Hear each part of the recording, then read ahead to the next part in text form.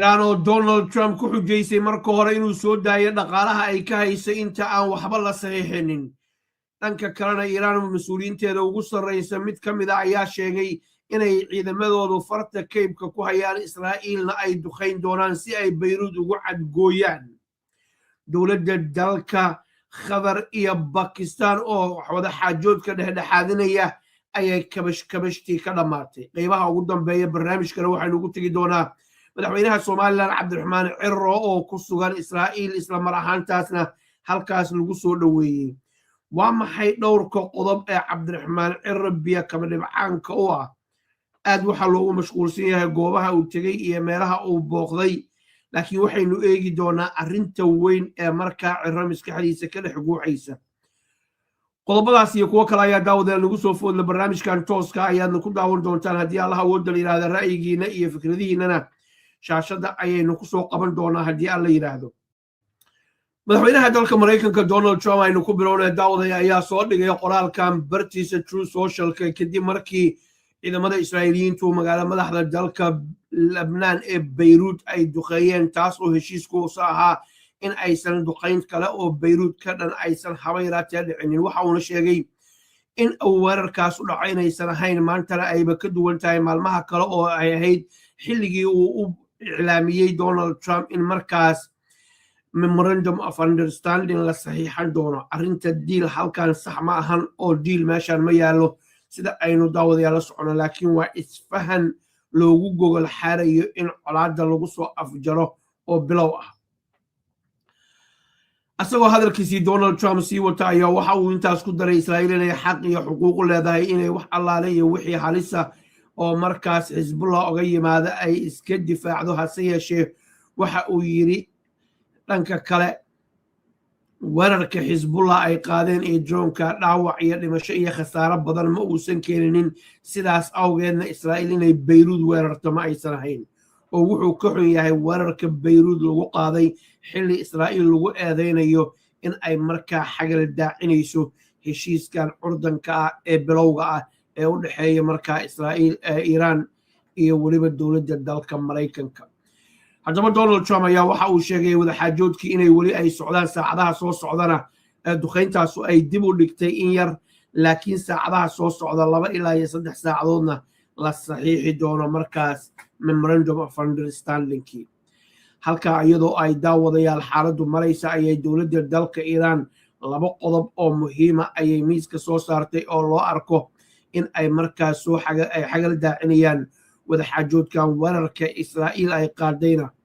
Iiraan uu siinayo markaas fursad ay Trump markaas ay midida ku gilgisho oo ay leedahay markaas ama ay ku canaado leedahay waad ballan qaadi weyday waa kan maxamed qalibaaf intaan u gudbinin aynu isla eegno waa kan Ibrahim Aziz oo ah xubin sare oo ka tirsan dowladda dalka Iiraan baarlamaankeeda ayaa sheegay duqeyntii Israa'iil ay geysatay ee daaxiya ay ka geysatay magaalada madaxda Beirut inuu cadeyn u yahay dowladda dalka Mareykanka daciifnimadeeda iyo in ay wax allaala wixii lagu ballamay aysan awood ay ku fuliso aysan haba yaraatee aysan lahayn sidaas awgeedna ay Israa'iil ay ka cadgoosanayaan Iiraan hore waxaynu u saaraynay dhowr jeer oo hore mar kasta oo ay tiraahdo waxaasan samaynayaa Iiraan waa tii samaysa weerar inay qaadayso shaki kuma jira ayaa la leeyahay wakaaladda wararka ee Reuters ayaa dhanka kale daawadayaal waxa ay tabisay warbaahin maqaal ayraadeen warbixin ay tabisay ayay ku sheegtay markaas oo ay ula jeedo Ibrahim Aziizkii haatan ay soo xiganaysa ay leedahay Iiraan waxa ay qaadaysaa weerar dhinaca kale wararka Israa'iil ka soo baxaya ayaa iyaga laftigooda waxa ay sheegayaan Israa'iil laftigeedu in ay caawa isku diyaarinayso duqeyn ogaga timaada Beirut oo duqeyn ogaga timaada Tehran raaleho weerarkii Beirut kadib toddobaadkii la soo dhaafay ay ahayd sidaan oo kale markii Israa'iil ay Beirut weeraray markiiba Iiraan ayaa ka jawaabtay Iiraan marka waxa ay noqotay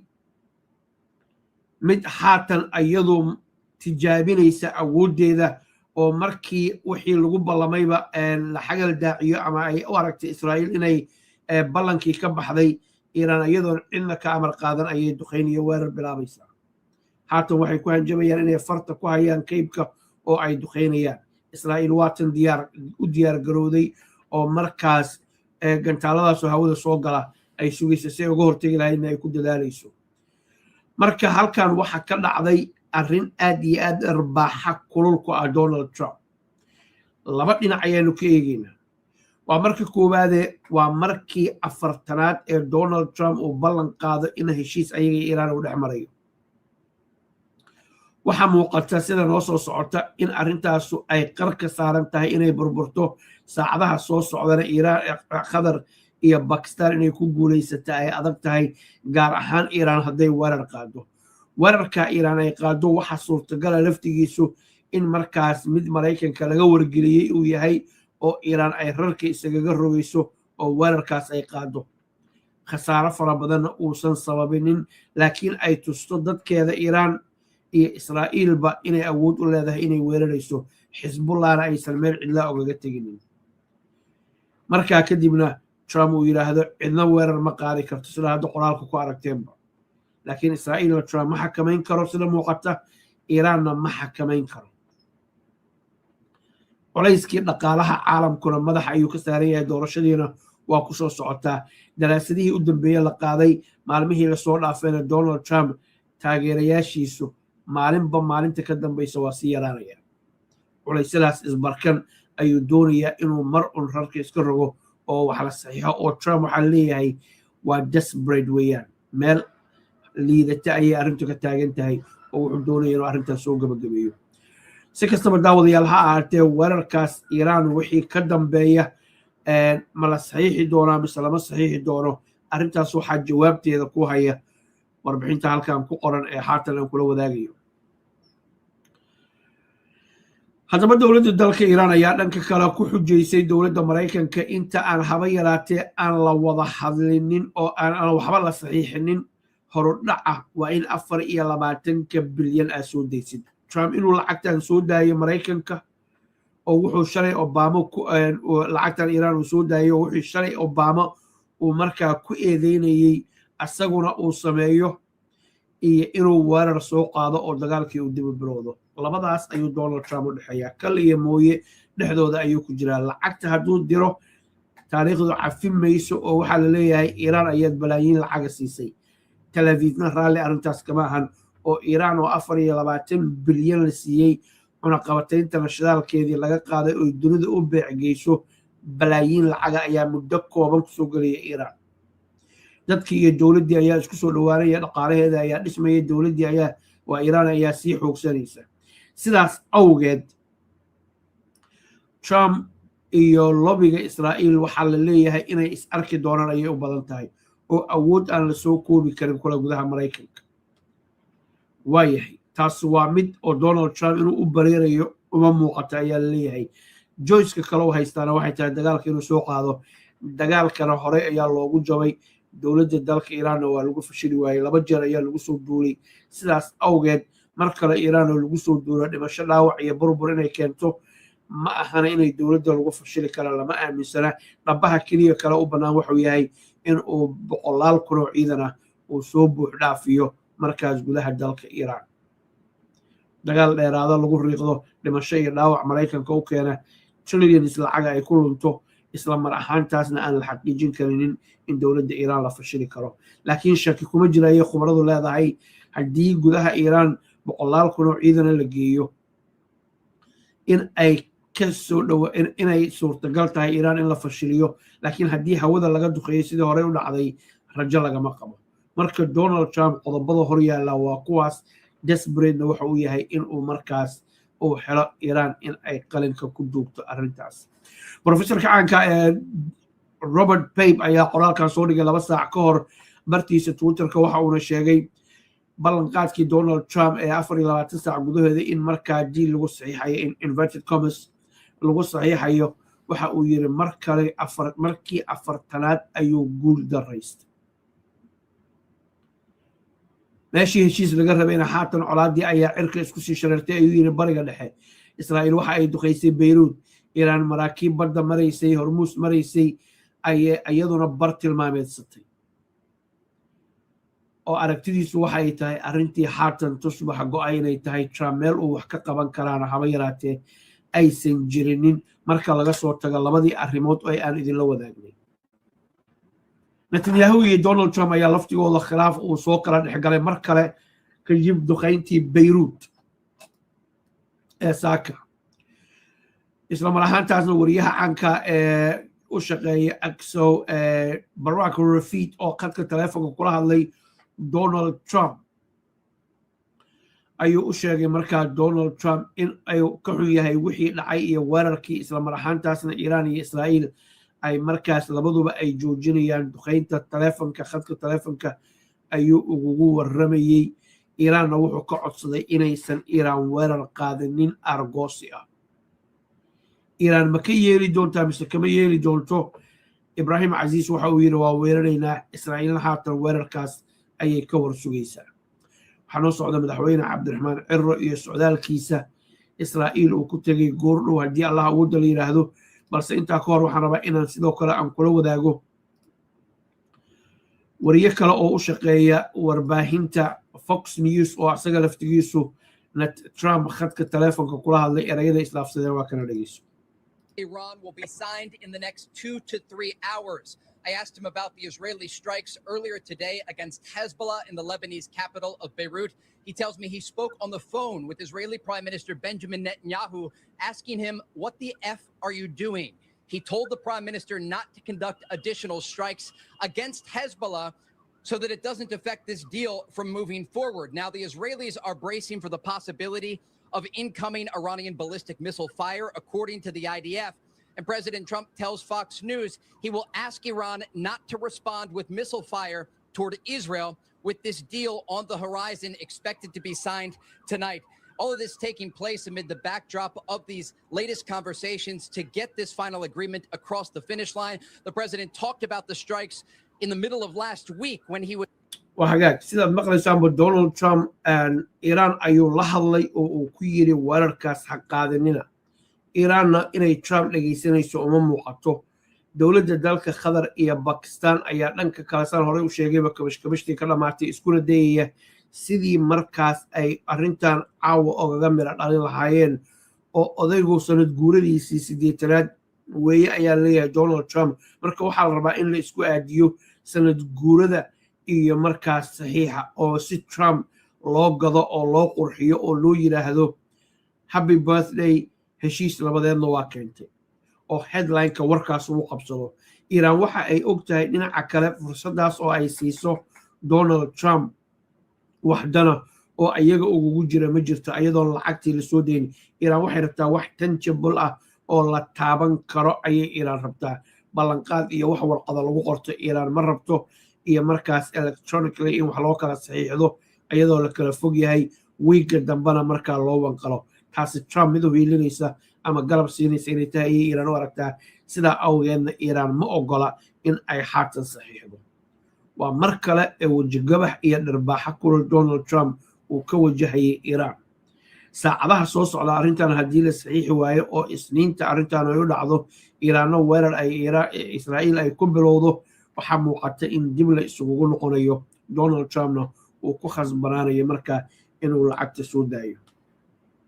gala lacagtan waa lacag Iran ay leedahay oo markaa bangiyada Mareykanka lagu xanibay. imaaraadka ayaa la sheegay dhawaan inay soo daayeen inkastoo ay iska fogeeyeen oo heshiis hoose ay la saxiixdeen Iran. khadar sidoo kale waxaa leeyahay 12 bilyan ayay u soo daysay Iran ayada laftigeedu labada dowladood waa imaaraadka iyo khadar labaduba arrintaas si bareero cad ayay u diideen laakiin wararka hoose sidaas ayay sheegayaan oo warbaahinno fara badan oo tarabeela ayaa tabinaysa. waxaad daawanaysaa Brit Somali TV barnaamijkan live way kaga mahadcelinaa qoraaladiina aynu markaas aad nala wadaagaysaan aad baa u mahadsantihiin iyo ra'yadiina kala duwan intaba. dhinaca kale daawadayaal gudaha dalka Lebanon Xisbullah laftigooda war ka soo baxay waxa ay sheegeen inaysan marnaba aysan joojinaynin weerarada iyo duqeynta ay wadaan say hadalka u dhigeen inta ay markaas Israa'iil ilaahdee ay haysato dhulka Lebanon oo haatan ay ku soo siqayso oo Latania River inay dhaafaan ay rabaan oo waqooyiga ay kor ugu socdaan oo markaa dhinaca Lebanon markaa joogtina ah koonfurta dalka Lebnaan Israa'iil markaa joogtay waqooyiga ah waqooyiga Israa'iil Xisbullah waxay u yaqaanaan dhul Falastiin ay leedahay oo Israa'iil ay haysato qoraaladooda markaa akhriday waxay leeyihiin occupied land dhulka la haysto duqeyntaas ayaa socoto waxaana haatan aan arkaynaa in markaas iskuuladii iyo dadku meelaha isugu imaanayeen dib loo fasaxay oo arrintu ay sidii hore ay kusii noqonayso wasiirka xagjirka ee maaliyadda xukuumadda Israa'iil ayaa dhankiisa sheegay weerar kasta oo Xisbullah ogaga yimaada tusaale gantaal hadday tahay ama haddii ay tahay markaas drone weerar ay tahay in 10 guri dhulka la dhigo waa soo asagoo hadalka u dhigay si 10 loogu dhiga ayuu yiri oo xad u istaagto Xisbullah dhanka kale xuutiyiinta ayaa toddobaadkii la soo dhaafay markii Beirut la weerar qaaday waxaana la isweydiinayaa Iran weerarkan haddii ay qaado xuutiyiintuna ma ka horreyn doonaan mise waa ka dambeyn doonaan mise markaan xuutiyiintu waa ka aamusi doonaan lama oga dhanka kale waxaa leeyahay waxa suurtagal ah Iran inay isticmaasho xuutiyiinta oo iyagu ay weerarka qaadaan si ay u yiraahdaan weerarkii anagu ma qaadino Trump waa ku dhageysanay 24 bilyan keen laakiin cidda weerarka qaadaysa xuutiyiintii Iran oo shaatiga xuutiga qabta ay tahay arrimahaas oo dhan khubaradu waxay leeyihiin waa possibility in ay markaas sidaas ay wax u dhacaan laakiin waxaan shaki ku jirin in Israa'iil ay isku diyaarisay markaas in weerar lagu qaado waxaynu haatan u gudbinaa booqashada madaxweynaha Soomaaliland Cabdiraxmaan Cirre uu markaa ku tagay Israa'iil waxaynu ka eegi doonaa dhinacyo kala duwan iyo markaas sida dowladda Soomaaliya wararka soo baxaya iyo arrimaha afarta ee waaweyn ee Cirre biyo kama dhibcaanka uu arko socdaalkiisana gundhigo u ah iyo waxa uu markaas uu doonayo Israa'iil waxay doonayso abudo gaar u tuman laakiin Cirre waxa uu doonayo ayaanu eegaynaa iyo waliba arrimaha markaa Syria waa soo dhaweynaa daawadayaal meel kastoo dunida ka joogtaan iyo daqsi loo xiro halka joojiyahay waa aad u mahadsan ma tahay qof degan UK ama Europe applicationka mobile remit waxa uu kuu suuragelinayaa in adigoo jooga gurigaaga ama goobtaada shaqo aad lacag u diri karto eheladaada iyo asxaabtaada jooga daafaha dunida iyadoo si toos ah ugu dhici doonta adeegyada shirkadaha isgaarsiinta dalka wixii faahfaahintaas dheeraada kala xiriir ciwaanada shashada kaaga muuqda hadda kala soo deg mobile remit ku soo dhawow abka lacag dirista degdega ah ee TasaPay kani waa TasaPay lacag diris degdegsiinta damaanadiisa ammaano dadku wuxuu ku jeclaaday daacadnimada wanaagsan iyo doorku ka qaatay baahiyaha lacag isu dirista dalka iyo dibaddiisa haddii aad ku nooshahay UK ama Yurubta kale ee aad doonaysid inaad lacag u dirto ehelkaaga iyo asxaabtaadaba TasaPay waa abka kuu fududaynaya inaad si degdeg ah u dirto lacagta aad rabto lacagtu waxay si toos ah isla markaba ugu dhacaysaa moobilkooda ama ban akoonkooda si degdeg ah ammaano ah oo kalsooni buuxda leh kala soo deg hadeerba Play Store-ka ama App Store-ka moobilkaaga oo lacagta ugu dir ehelkaaga TasaPay adigoo jooga UK iyo Yurub oo dhan TasaPay lacag diraha ugu ammaansan وهاك داود يا هذا مدحوين عبد الرحمن عرة بسم الله الرحمن الرحيم هذا بس أنا لو مدحوين عبد الرحمن عرة أيات تجي إسرائيل halkaas oo uu ku tagay wuxuu ugu yeeray madaxweynuhu booqasho taariikhi ah oo muddo dheer uu markaas ku tameeyay in uu mar un halkaa uu tago waa maxay Cirre hadafka booqashadan uu ka leeyahay furitaanka safaaradda waynu garanay waxaynu halkaan arkaynaa daawadayaal ra'yigiina soo dhaweynaa shaashada ku soo qabanaynaa meel kastoo dunida ka joogtaan haddii aad taageersan tihiin iyo haddii aad dhexdhexaad ka tihiin iyo haddaad kasoo horjeedaanba ijaazada maanta halkaan qof walba ra'yigiisa xor buu yahay waxaynu marka hore arkaynaa wejigii koowaad in laga soo gudbay wejiga koowaad wuxuu ahaa ku dhawaaqitaankii dhowr bilood ka hor inay Israa'iil intiraafayso Soomaaliland uncertainty fara badan ayaa jirtay waxaa ku xigay oo wejiga koowaad ku xigay in uu markaa Gideon Saar uu soo caga dhigtay Cigaal International oo ah wasiirka arrimaha dibadda ee xukuumadda Israa'iil intaa wixii ka dambeeyay waxaa la sugayay socdaalka Cirre uu ku tagi doono Israa'iil oo muddo dheer la hadalhayay wejiga koowaad waa soo dhamaaday haatan waxaa bilaabatay wejigii labaad ayaa bilowday socdaalkan Cirre waxa uu na tusayaa marka ugu horeysa how far Cirre is willing to go for itiraafka Soomaaliland inta Cirre intay go'aanka uu qaatay ee ku saabsan kamera dhalinta itiraafka Soomaaliland inuu geed dheer iyo geed gaaban inuu u fuulo inay ka go'an tahay inuu tusayaa oo inuu caawa Israa'iil uu ka khudbaynayo ma ahan arrin sahlan waa arrin go'aamo fara badan laga qaatay mucaarad fara badan leh dibad iyo gudaba Somaliland taageerayaalna haysata marka waxa muuqata in uu na tusayo ay daliil u tahay Cabdiraxmaan Cirre how far is willing to go qodobka koobaad weeye qodobka labaad Cirre maanta wuxuu haystaa foundation ayuu haystaa ama aasaas uu ka duulo markuu caalamka la kulmo uu yiraahdo xukuumadda qaramada midoobay ku leh kursi ayaana aamin intiraaftay oo isolationkii go'doonkii iyo intiraaf la'aantii waa ka soo baxday natural resource ayaan haysanaa dadkeena intooda badan waa dad da'yar oo diyaar shaqo u ah waxaynu doonaynaa inaan wax isweydaarsano idinkuna intiraafa ganacsigaan isweydaarsano waxa uu Cirre doonayo ee foundationka u ah maanta meeshan uu joogo waa halkaas understand waxaynu u eegaynaa arrintan si objective ah caadifad u eegi mayno iyo markaas dana gaara ka eegi mayno waxaanu eegaynaa from siyaasad point of view ayaanu ka eegaynaa iyo meeshuu Cirre taagan yahay ma khaldan yahay ma saxsan yahay that's not my business adaan kuu daayay waayahay haddaba waxa uu ka eegayaa foundation ayuu haystaa oo markaa caalamka uu ku tago galaangal ku sameeyo shukaansi siyaasadeed iyo mid diblomaasiyadu aad ugu xeeldheeryahay oo horena uga soo shaqeeyay barisamaadkii uu markaas uu suuqa la tegi karo waa qodobka labaad weeye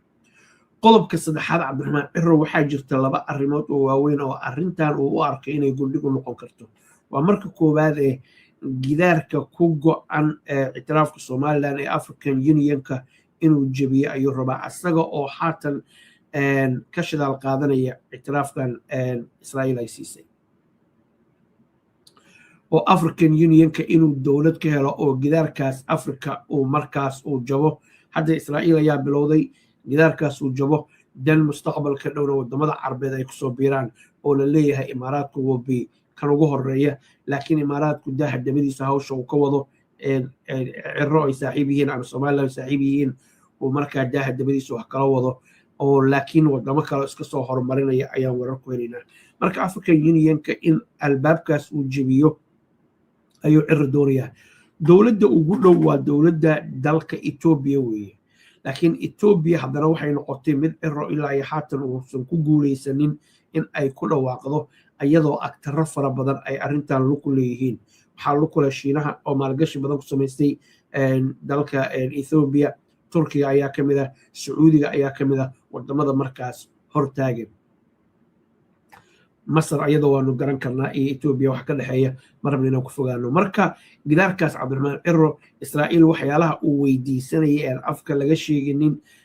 war saxaafadeedkana lagu sheegin waxay tahay in markaa la helo Israa'iil ay kala shaqeyso in markaas wadamada ay saaxiibka la tahay ee uga ololeyso ay markaas ay arrintan ay ka garanqaan wadamada Israa'iil saaxiibka ay yihiin waxa kamid ah Kenya oo ayada laftigeedu ay Somaliland aad u danaynaysa inay arrintan kala shaqeyso marka Israa'iil waxay u aragtaa Cirre u arkaa springboard meeshii uu markaas uu kaga duuli lahaa caalamka duulaan dagaal kama wada obviously duulaan siyaasadeed shukaansi siyaasadeed iyo markaas inuu qadiyadda Somaliland uu halkaa gaarsiiyo uu geeyo qodobka kale oo ugu weyn laakiin arrintan oo dhan gundhiga u ah waxa ay tahay Cabdiraxmaan Cirre markii hore sababtay Somaliland in ay aqbasho ictiraafka Somaliland oo Cabdiraxmaan Cirre maanta uu taagan yahay ama caawa uu taagan yahay xilligay ku tahayba Israa'iil uu joogo madaxdoodina uu la kulmayo ujeedada ay ka dhex arkeen Cabdiraxmaan Cirre uu ka dhex arkay waxay ahayd xiriirka dhow ee qotada dheer ee u dhexeeya Israa'iil iyo Washington meesha shabakada uu dhiganayo uu rabo Cabdiraxmaan Cirre inuu ka kalluumaysto waa halkaas oo leeyahay Israa'iil ay arrintan idinkaan nimankan saameyn aad isku leedihiin saaxiibo aad tihiin hawsheena wada Maraykanka oo Somaliland intiraafa anagoo og mowqifka uu ka taagan yahay qorqadii soo baxay dhawaan gooni noo dhig Maraykanka oo Somaliland intiraafa ama meesha hadda ay ka joogaan siyaasad ahaan kaga soo durkana wadamo fara badan oo Maraykanka hoos yimaada oo dhaqaale ahaan iyo siyaasad ahaan aan uga maarminin ayay sababaysaa Maraykanka oo ku dhawaaqinin inay ayagu markaas ay ku dhawaaqaan caqabadaha haysta ayaanu dul istaagi doonaa goorno balse aynu qodobkan ka baxno waayahay haddaba Cabdiraxmaan Cirre سلدا وين السياسة يسال أي سوق الله مريا ودونيا إن دولت كلا أي كسوبينه أما أفريقيا كتمادو أما إيشيا كتمادو أما عربها كتمادو it doesn't matter لكن وكلويين وأنا كلو عليس بديه marka cid kasta oo ku soo biirtay intiraafka Soomaaliland waxay la mid uga dhigan tahay ciro markaas iftiinka baxaya ee intiraafka ay ku raadinayaan oo dhamac kala la saaray dhamacdu waxa weeye markii dhimbisha weyn ay aad iyo aad u kululaato oo midabkeedu isbedelo ay markaa noqoto yellow whatever it is and orange I think yeah so qodobadaas ayaa Cabdiraxmaan Ciro socdaalkan uu ugaga dhigan yahay iyo base ay markaas siyaasad ahaan ay ka duulaan ayuu doonayaa caqabadaha haystinta lagu gudbin daawadayaal dhinaca kale waxaynu eegaynaa dowladda dhexe ee Soomaaliya waraysiyo waxaynu arkaynay madaxdu ay leedahay Somaliland siyaasad ayaanu ku maareynaynaa waxaynu arkaynay qoraallo leeyahay waxa la qorsheynayay in Hargeysa lagu duulo obviously we cannot clarify anako warkaas ma hayno cadayna laakiin warar noocaas ayaanu maqlaynay oo soo baxayay laakiin dowladda Soomaaliya inta doorashada qasqabqashi uu ka taagan yahay inta nidaamka 4.5 ka uu jiro inta nidaamka fadhiidka ee dowladnimo ee carta ka soo bilowday uu jiro iyo federalismka waxa la yiraahdo Soomaaliya isqabqabsi iyo qalaasa siyaasadeed inaysan ka baxayn ayaa muuqata Somaliland inta ay doorashooyinkii cirada uu soo baxay oo kale ay qabanayso dadku ayagu cidda ay doonaan miiska saaraya doorashadii dhacday ee cirra uu soo baxay landslide ayay ahayd madaxweynihii isaga ku horreeyay Muuse Biixi barqadii ayaa afka ciidda loo diray xisbigiisii cirra ayaana soo baxay waxa taagnay dood ahayd iyo cabsi ahayd Muuse waa diidi doonaa arrintan Muuse si gobonimada ayuu barqadii u wareejiyay cirra waabkaas oo ay adkaatay dartu rabbigeed bay taqaanaa xilkii ayaa si sharaf leh isugu wareejiyay meesha hadalka u socdo waa ka haatan waxaynu arkaynaa isqabqabsiga ka socda dowladda dhexe Soomaaliya madaxweyne Xasan Sheekh Maxamuud oo 10 jeer in ka badan yiri maalin ku darsan maayo 15 May ayaa kula haatan aniga ayaa ku darsanaya oo dastuurkii ayaa ii ogolaaday shalayna taas oo kale ayuu ka dhiidhinayay oo diiday waayahay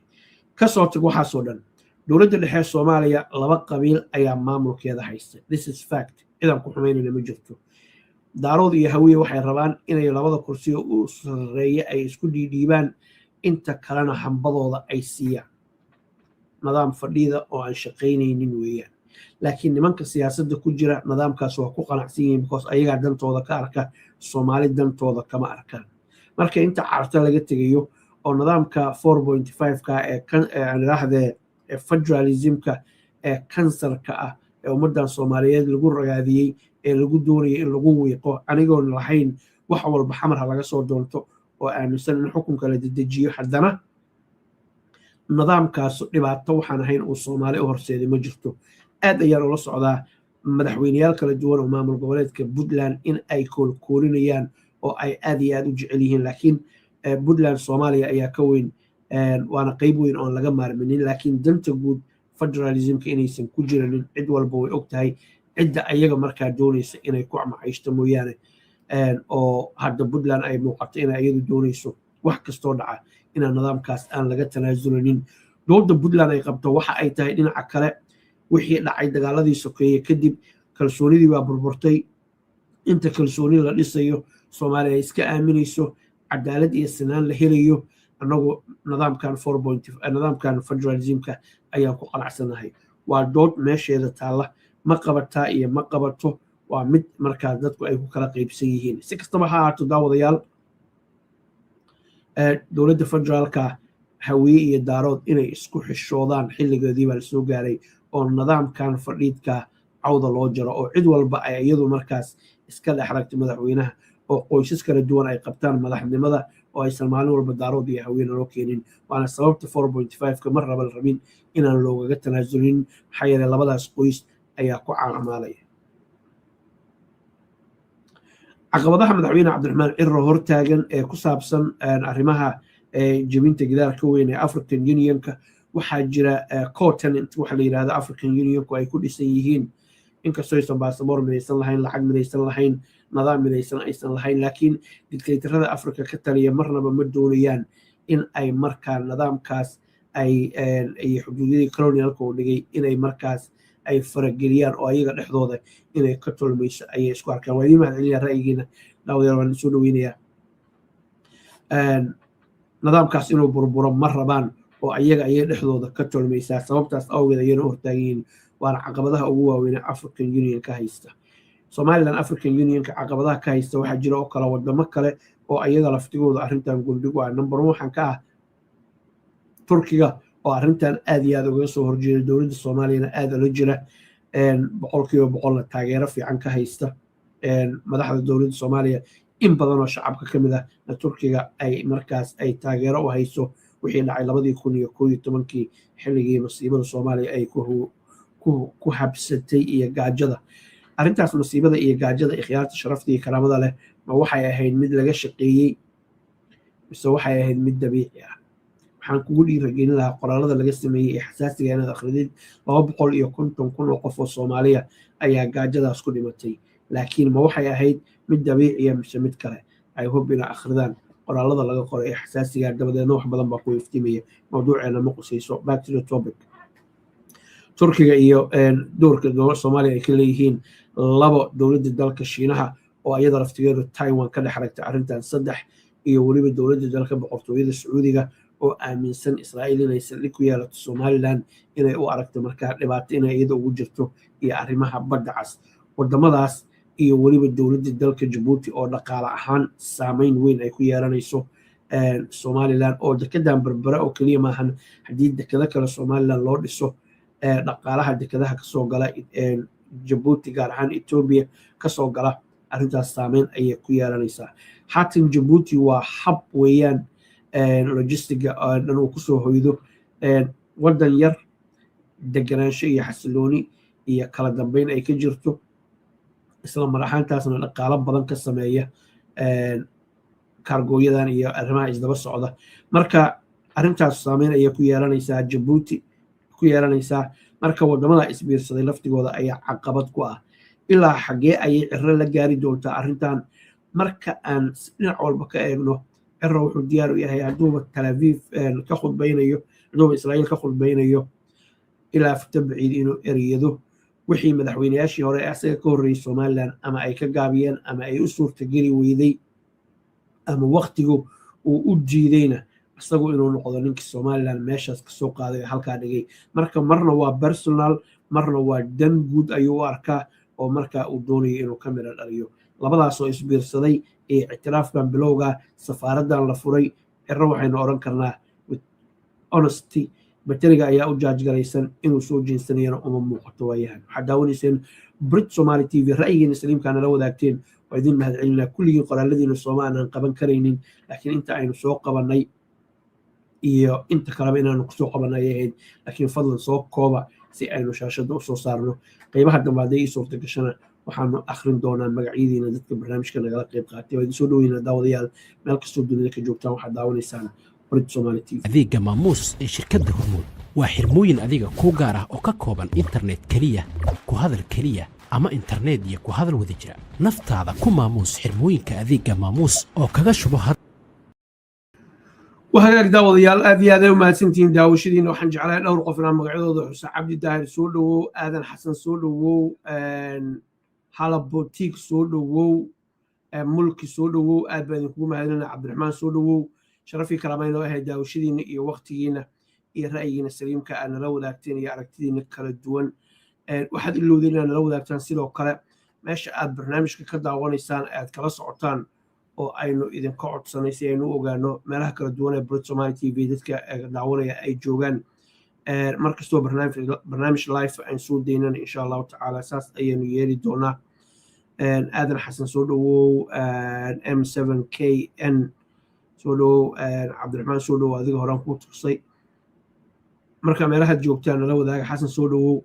aad iyo aad u mahadsantihiin waqtigiina iyo sida aad waqtiga loo siisteen waxaad kaloo iloodeen inaad Brit Somali TV rukumintaan intiina aan la soconin lagu cusub isla maraxaantaasna gambaleelka aad furataan si aan marnaba adiga waxba aysan kuu sheeginin annaguna aan iskula soconno cabsalaan soo dhawow Garissa City aad joogtaa waa gartay oo kusoo dhaweynayaa boutique soo dhawow 77 waa hagaag daawadayaal meelaha aad naga daawanaysaan muhiim ayay noo yihiin maalin walba insha allahu tacaala waxaanu samaynaynaa barnaamij sidan oo kale oo live ah oo wararka caalamka aan idinkugu soo koobayna iyo meesha ay marayaan anagoon cidna u exanaynin cidna oo dhinacooda aan u tiirsanayn laakiin runtu waxa ay tahay aan abbaari doono magacyadiina dan dib ugu noqdo mawlid soo dhawow haddaad nagu soo biirtay magacaaga igu horeysa ilhaan soo dhawow cabdilcasiis xaashi cali soo dhawow magacaaga dhan waa isku dhejisay aad baan kuu soo dhaweynayaa guuleed axmed soo dhawow from jabuuti calanka ii muuqda aad iyo aad ay u mahadsantihiin 100%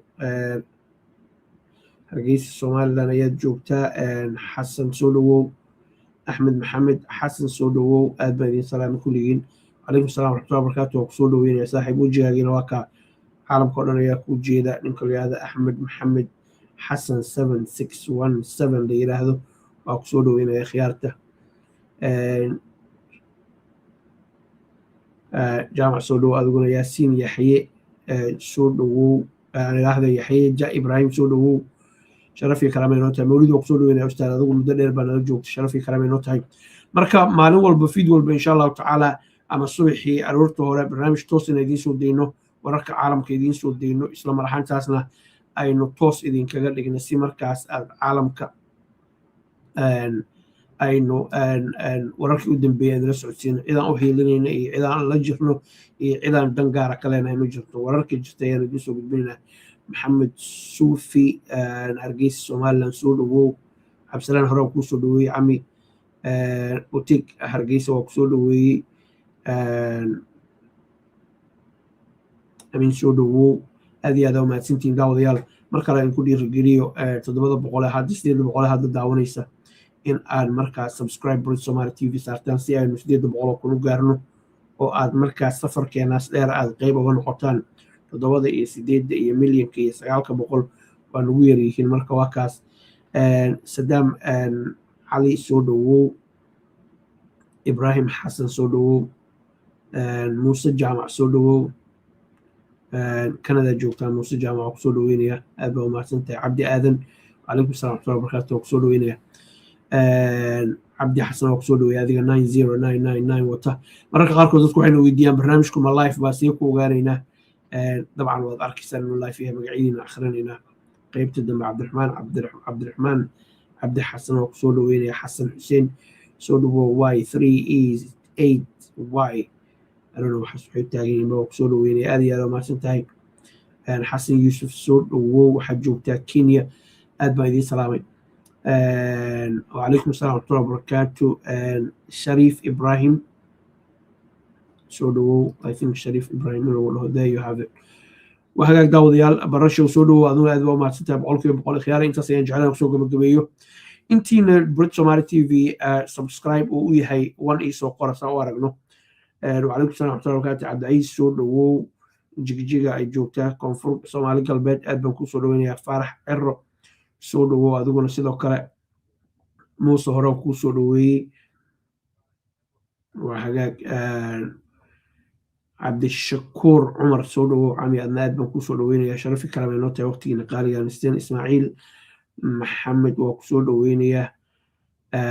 reer Brit Somali TV aad ayaa umahadsantihiin 100% from Canada ayaa tahay cabdi xasan waa from Canada aad ayaa umahadsantihiin leyla maxamed soo dhawow Australia ayaad laga daawanaysaa aad iyo aad umahadsan tahay down under dunida meesha ugu dambeysa joogtaa waa hagaag I think kulligiin magacyadiina waa xusay sharafii kalama inoo tahay mawlid soo dhawow mar kale labax federaalkiisa ayaan ku ogaya kusoo dhaweynaya cami anigu ingiriiska ayaan joogaa barasho wuxuu joogaa South Africa maxamed soo dhawow adiguna maxamed axmed nuur 6434 waa kusoo dhaweynaya ibraahim waa kusoo dhaweynaya guriyasana ayaad joogtaa waayahay waa hagaag aad baa umahadsantiin khiyaari meel kastoo dunida ka joogtaan sawdo maxamed waxay joogtaa London darisana aad baan kuu soo dhaweynaya 100% waana ku mahadsan tahay daawashadaada maalin walba iyo joogtada iyo taageeradaada dhammaan magacyadiina waxaan u sheegaynaa waxaan rabnaa inaan kaga mahad celino waqtigiinana siisan cimrigiisa qofka ku siiyeyna waa qofka ugu muhiimsan waxa ugu muhiimsan qofka ku siiye weeye oo ah inuu qofku cimrigiisa ku siiyey abaalkiina ma gudi karo soo dhaweynaynaa aada u mahadsantihiin videogan like saara meel fog gaarsiiye gurubyada aad ku jirtaan iyo saaxiibadiina la wadaaga nuur ismaaciil boston ayaa joogtaa boston united states boston waa kusoo dhaweynayaa nuur xilaal nuur waa kusoo dhaweynayaa cusmaan sidoo kale aad iyo aad u mahadsantiin khiyaari haddaba intaas roob la soo dhawow raallo magacaaga oo ka booday guuleed waa kusoo dhaweynaya adigana sidoo kale kaltuun mukhtaar soo dhawow from united states wacalaykum assalam waraxmatullahi wabarakaatu subax wanaagsan walaal aad baan kuu soo dhaweynaya adigana maxamed cumar 1237 waa kusoo dhaweynayaa aadan waa kusoo dhaweynayaa magacyadiina lama akhrin karo soomaalida ay ku yiri waa yar yihiin soomaalidu ubax soo dhawow aad iyo aad baan kuu soo dhaweynayaa ilaanteydii waxaan maqli jiray ubax baan sidaa kuula soo ordee maad iga aqbalin there you go hadda waaba lagu heesay kaaliska arag waayahay allahu mustacaan yaxya ibraahim horaan kuu xusay adiga qaasim waa kusoo dhaweynayaa sharaf iyo karaamaad leedahay soo dhawow boston ayaa joogtaa massachusetts aad baan kuu salaamayaa maxamuud xirsi soo dhawow adiguna saaxiib sidoo kale aad iyo u mahadsantiin waa idin salaamay daahir maxamed axmed waa kusoo dhaweynayaa